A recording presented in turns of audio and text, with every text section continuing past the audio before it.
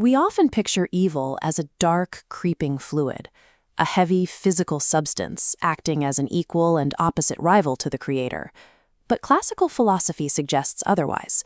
Evil possesses no mass, no energy, and no independent substance. In classical metaphysics, this is called privatio boni, a privation, or an absence, of good. Like rust on a car or rot in an apple, it is strictly a parasite that distorts existing material. It cannot exist on its own. Left is the demonic state, a fixed, hollow form. Right is actual substance. Lacking substance, the demonic form must slide over to hijack created goodness. This explains the serpent in Eden. It co-opted a natural creature, wearing its virtues like a suit to act physically. This absolute reliance on a host is the parasite's greatest vulnerability. It raises the question of how humanity engineered itself to become the ultimate vessel.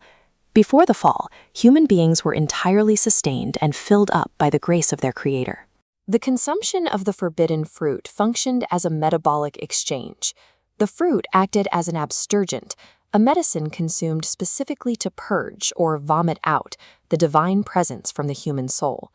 By removing the given substance of grace, the soul achieved a state of pure vacancy.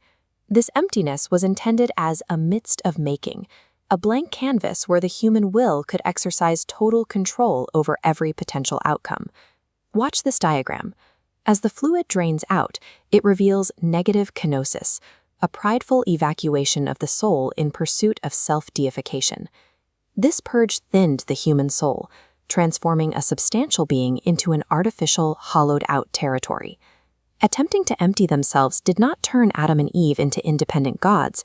It created a massive, unstable vacuum inside their spiritual architecture. The universe operates on a strict rule. Nature abhors a vacuum. An empty state is inherently unstable and compulsively pulls nearby forces into itself. Jesus points out this danger in the parable of the empty house. He describes a soul that is perfectly swept, clean, and put in order, yet remains completely unoccupied. Getting rid of bad habits only performs the negative work of emptying out. Without the positive work of inhabitation, a moral cleansing leaves the house unguarded. We see a parallel in the shamanic tradition of the hollow bone. Practitioners intentionally hollow out their ego to become a conduit for energy, a practice that is only safe if they remain entirely vulnerable and directed toward the creator. An autonomous, unprotected void acts as a magnet. Stray spiritual guests wander in and invite others, resulting in a multiplied parasitic occupation.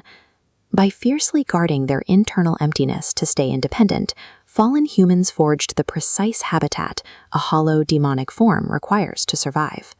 We carry a debt of occupancy, haunted by a vacancy we try to stuff full of creaturely things, power, wealth, or distraction. The reversal begins with Christ and his positive kenosis.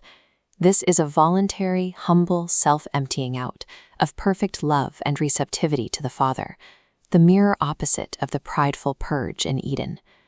On the left, the human attempt at emptying causes the vessel to crack under the pressure of the void. On the right, Christ gently lowers himself, allowing the pleroma, the absolute fullness of deity, to pour in from above. This overflow is the hypostatic union. The light shatters the resistance of the broken human mechanics, repairing the architecture severed by that original medicine of emptying.